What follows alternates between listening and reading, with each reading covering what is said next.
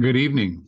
This is the Elliott wave update for the S&P 500 and the NASDAQ 100 for Wednesday, April 26th, 2023.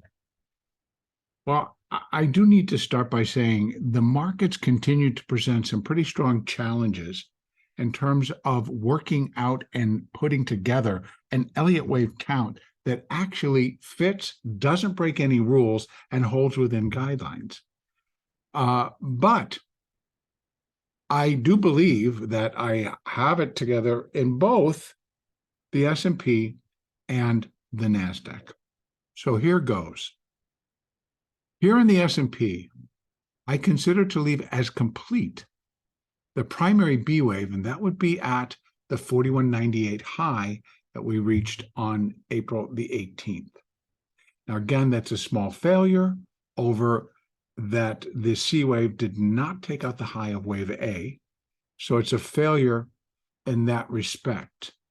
But it did meet all the qualifiers, and the market is continuing to drop from that 4198 high, kind of leaving potential for 4200 in the dust, so to speak. So what I've now been able to do is include today's trade and have worked out that we are likely doing a 1, 2, 3, 4, 5. And those are the first 5 down on a minute basis to form minor wave 1. Now, within this whole process, we're in a primary C wave down, which will consist of 5 waves of intermediate degree, and that first wave of intermediate degree will consist of 5 waves of minor degree. So this would be the completion of minor wave 1 of intermediate wave 1. Having said that, what would come next? We should see a minor wave 2 correction. And I know, once again, here we go, back into a wave 2 correction, which can be confusing, outstanding, overachieving, all of the above. So let's just put the fibs in first so we can get an idea of where we're going to get going here. So we start back at that high, which is where wave 1 started, and we come down to today's low at 4068.75. Excuse me. So what are the most common levels for a wave 2? It falls between 50% and 62% retracement of that initial decline. That brings us back, guess what, to 4133 to 4148, or we can say 4135 to 4150. We dropped down a little bit because I believe yesterday I was running those fibs to this level, and then considering that we could have been in that wave 2, but it went up, failed, and dropped strongly to show that this was internal 1, 2, 3, 4, and the 5th wave then extended. So the overall 5th wave, so the 5 of 5 extended, the 5th wave in itself extended twice. So while the picture remains challenging, we just need to kind of let a day or two add to it, bring us some clarity, and then fill in the blanks with our labeling, and then begin to build our Fibonacci picture, and also begin to realize that we've just begun what is going to be a stronger corrective phase. Now, having said that, when I go over to the NASDAQ, it remains in a position to continue to move higher and produce a new high above 13,350. We'll get to that in a minute. So we're getting confirmation again that now this is the hourly chart. So the hourly 20 heading sharply lower, the hourly 50, and these are the EMAs, the hourly 50 EMA turning sharply lower. The hourly 200 EMA really now beginning to crest and turn lower with a little bit more speed to it. And then the dotted magenta line is the hourly 200 SMA, and even that's now turning lower. So everything now is in alignment because what we have up top, the 200s, the 50, the 20, the 4, excuse me, the 8 and the 4, all in alignment for this to continue to go down. Let's take a peek at that daily chart to see what that begins to tell us. And again, we're going to pull this fib. It was for the wave 2, but we can take a look inside and we have 2 fairly negative bars where we broke yesterday the 20 and today we broke the 50 and it accelerated a little bit while we rallied back up towards that level to get for the close. It is still in line that it will show that it broke and only got back to it. So again, we're going to be looking for a wave 2, but here as well, we got close. We broke the 50. We got close to the 200. So those still remain relatively flat. And the 4 is beginning to cross the 20. These are in the daily chart. So things are progressing in the fact that the market, the S&P, is likely within the beginning phases of a primary C wave down. And here again are our targets for that primary C wave. We'd be looking for that primary wave C would be equal in length to primary wave A at 2892. We also have continued support on a much larger level with support coming from the total decline in terms of where I'm looking for primary C to complete, and that in turn completes a cycle wave A, and that comes in at 2980. So we're building a little bit of a cluster on 2 degree levels that can come in from 3000 down to 2892. So things are beginning to fall into alignment for what the expectations are going to be moving forward from here. Now, we continue to get earnings, and that is why we got this strong bounce up off of that low. In fact, a 20-point S&P point rally up off the low. This low was 75, excuse me, and we got as high as 86.75. So fairly decent bounce up off, and that came on Meta versus earnings report. So let's move on over to the NASDAQ and take a peek. The NASDAQ continues to be the stick in the spokes, the thorn in my side, because we have also worked out this, and these counts are just plain nasty, just truly plain nasty. But I'm able to work it out to where we've got wild gyrations, but we end up down here that all of this ends up being an ABC down to complete a minor 4th wave within this whole 5-wave sequence up to complete one. I'm going to go out 1 level to complete the total sequence for the intermediate C wave. So we're looking for this 5th wave. So 5th waves are, first of all, relatable to wave 1. And in terms that wave 5 would be equal to wave 1. And if that's the case, we can pull a little factor here that wave 1 actually was 12,218, 11,806, like 400 points. And if we bottom down, let me go back down. If we bottomed here at 12,008, we're really getting to 12,920.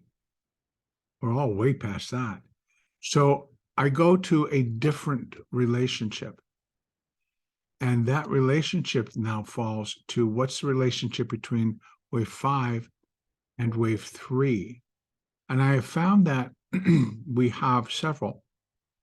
And first, we would be looking for wave 5 to get above wave 3, which is at 13,356. And so I look at that wave 5 will be 0.618 times the length of wave 3. And that Fibonacci relationship comes in at 13,574 currently.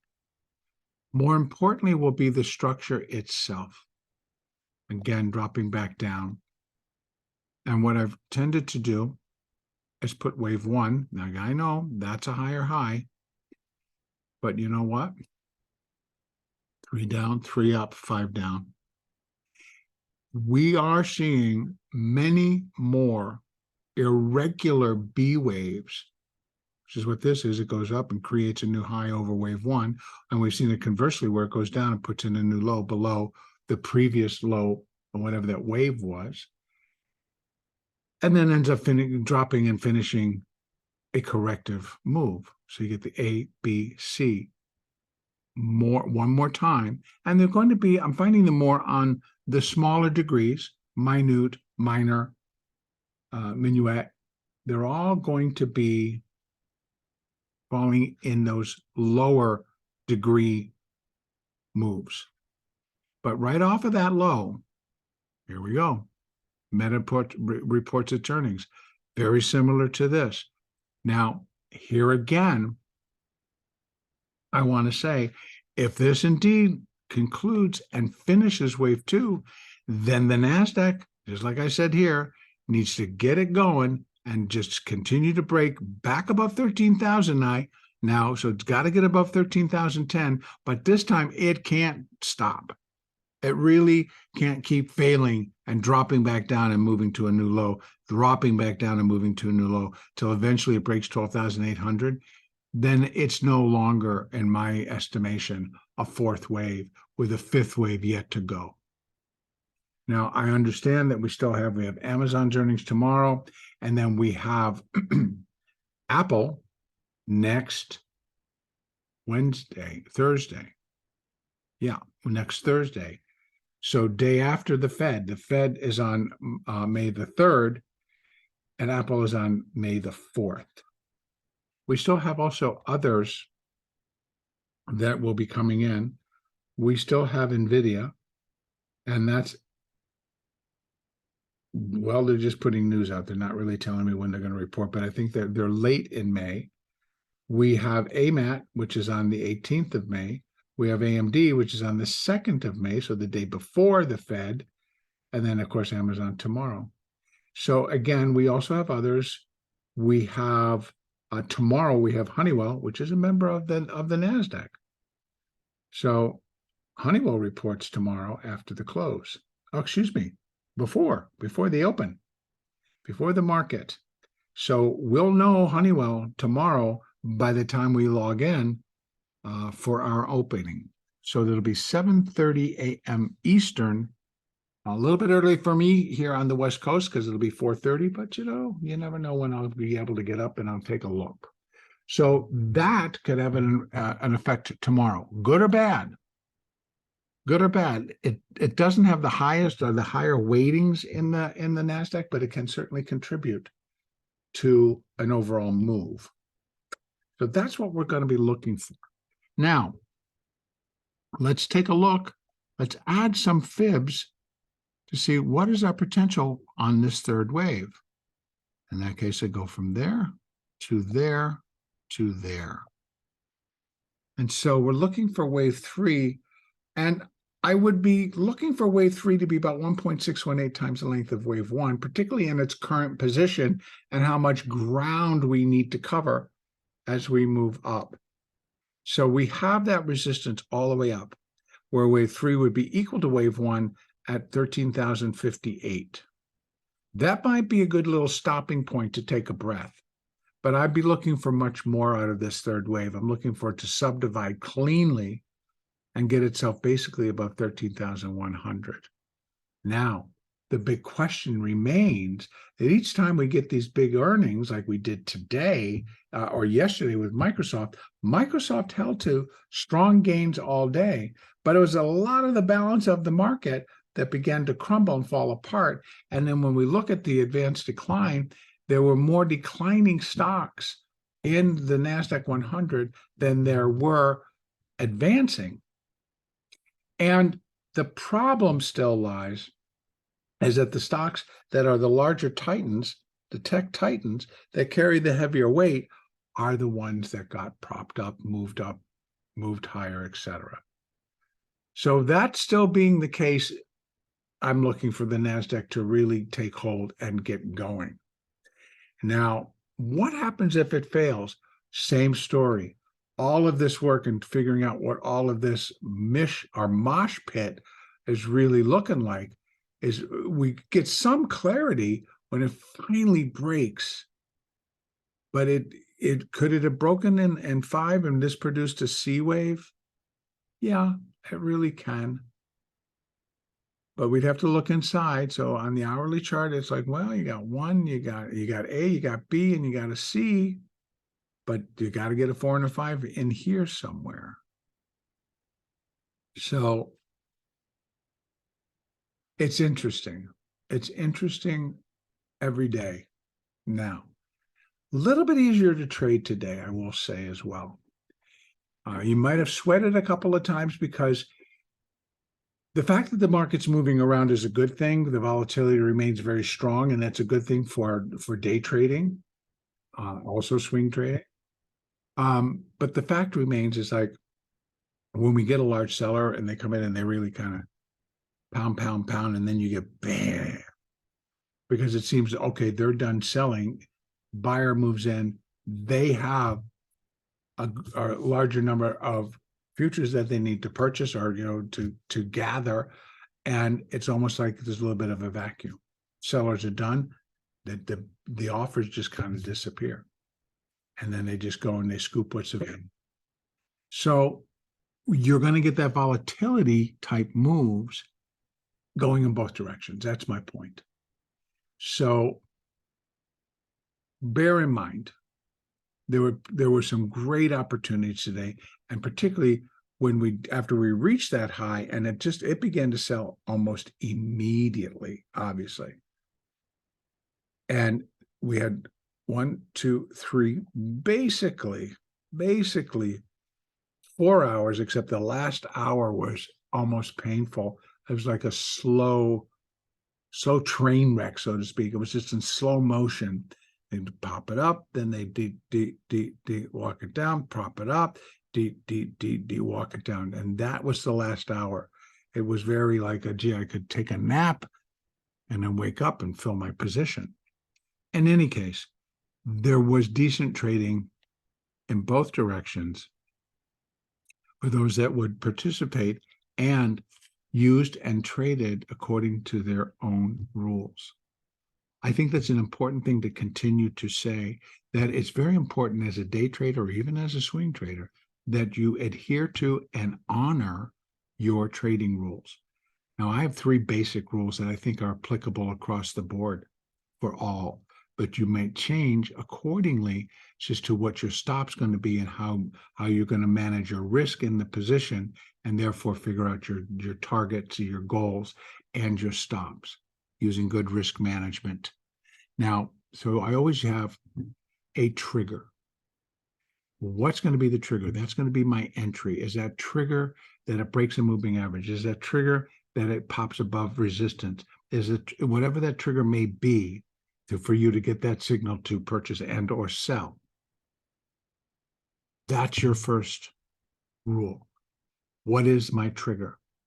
The second rule is, what is the goal? What is the purpose of the trade? Am I looking to make $100? Am I looking to be scalp? Am I looking for a larger move? What am I looking for within this trade?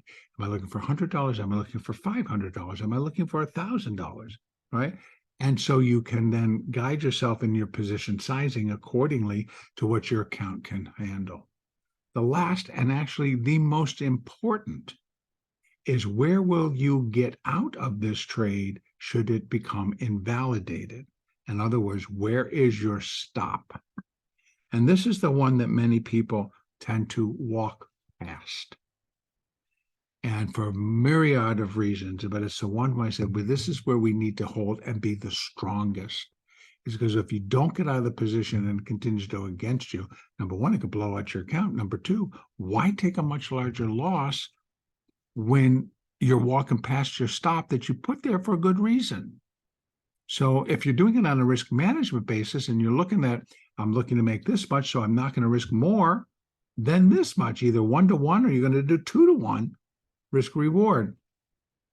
So bear that in mind.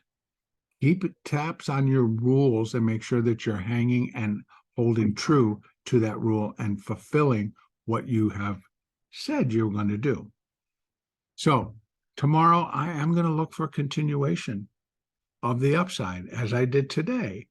Just we got thrown a wrench because it got up and I thought, okay, we're going above 13,000. Let's go. Stop on a dime and slam.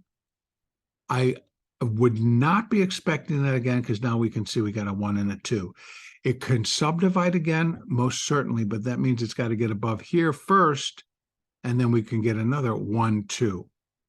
These things can happen, which would show that 3 of 3 is subdividing in and of itself. All right, I'm going to leave it there. Here are your resistance levels. Expectations that we should get back above 13,000, number 1, move above 13,060, number 2, and then eventually above 13,100. Will that happen tomorrow? It can. We had a pretty wild range today. We can have that same type of range tomorrow. All right, this is where I'm going to keep it for today. Our next update will be on Thursday, April the 27th.